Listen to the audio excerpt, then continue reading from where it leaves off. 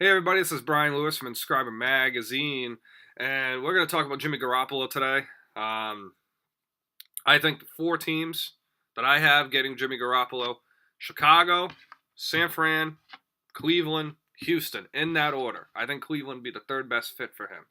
I think the best fit would be Chicago. Let's think about this for a second. What made the Brock Osweiler acquisition happen last season?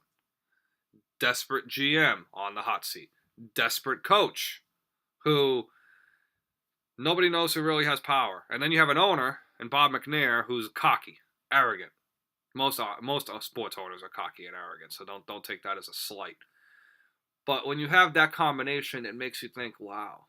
And Houston's a team that if they had a competent quarterback, they could have easily beat New England. That's the thing. New England's not like this unbeatable team. Everyone makes them out to be like this unbeatable team.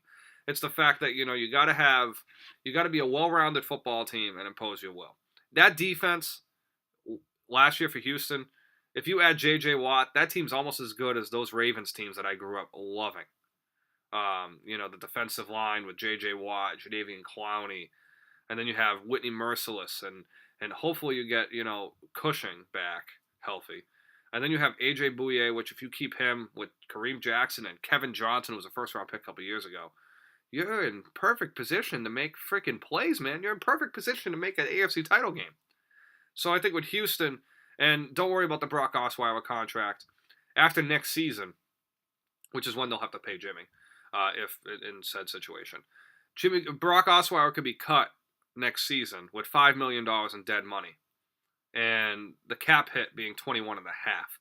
That saves you about $16.4 to $16.6 million. I forget exactly the rough estimate there, but $16 million saved. You could easily give that money to Jimmy G next season. So with that being said, I think that's a pretty easy move for Houston. Houston's the number one fit. Number two is Chicago.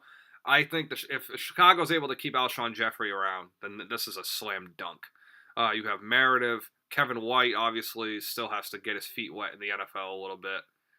Jordan Howard at running back, he's really good. And you still have Langford as well. So he's a very capable backup in that sense.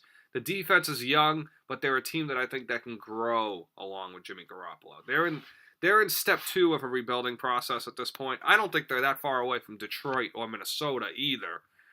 Green Bay seems like if they have a bad draft this year, that they really could fall off. As good as Aaron Rodgers is, Rodgers will keep them in it.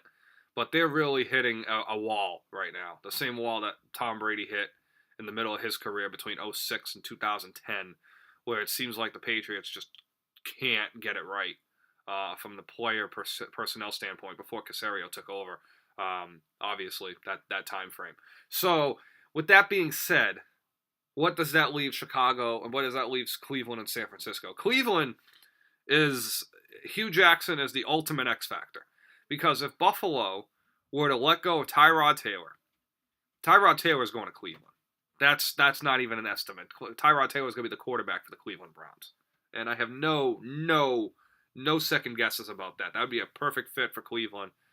A guy who's young, already has starting experience, the whole 9 yards. The second option, and I think would be a better option than Jimmy for them, considering how much Hugh Jackson loved Colin Kaepernick coming out, would be Kaepernick. Kaepernick to me would just be in Cleveland a bridge guy. I know 2018, I have 5 projected first round picks in next year's draft.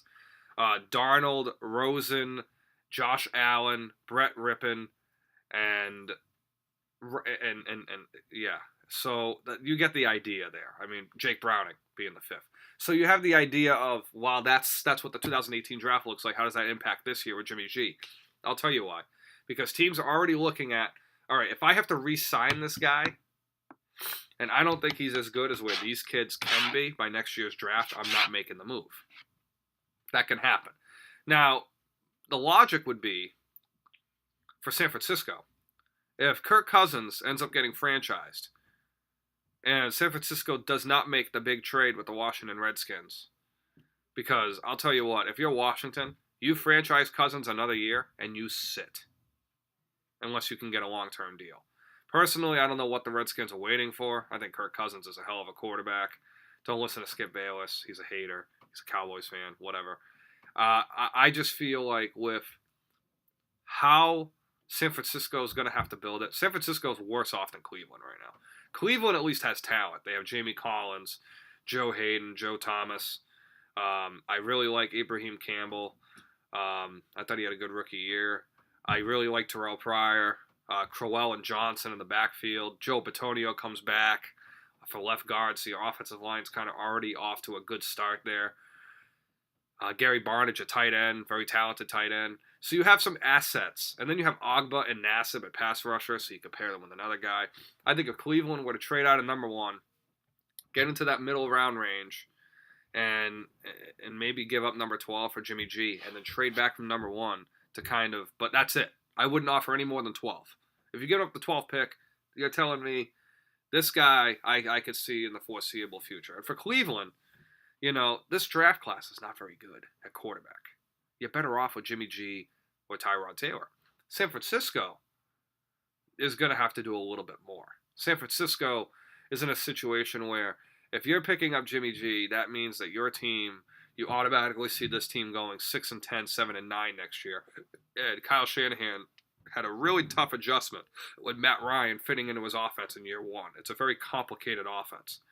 So I feel like with a veteran quarterback behind whoever they bring in might be the best option. Now, what could be the deal for the Patriots? What does the Jimmy G deal look like?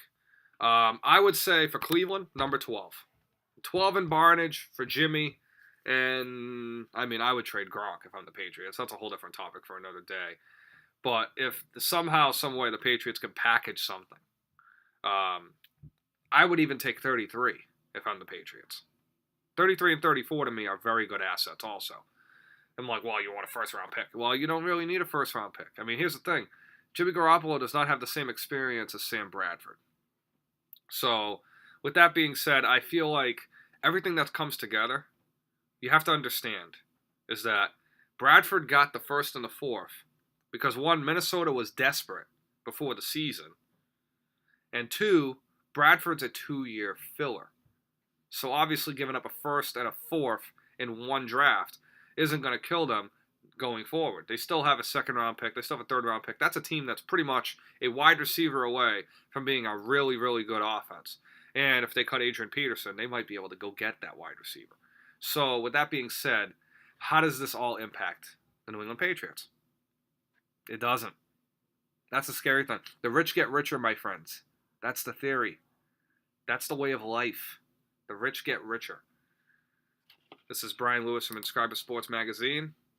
Have a wonderful day.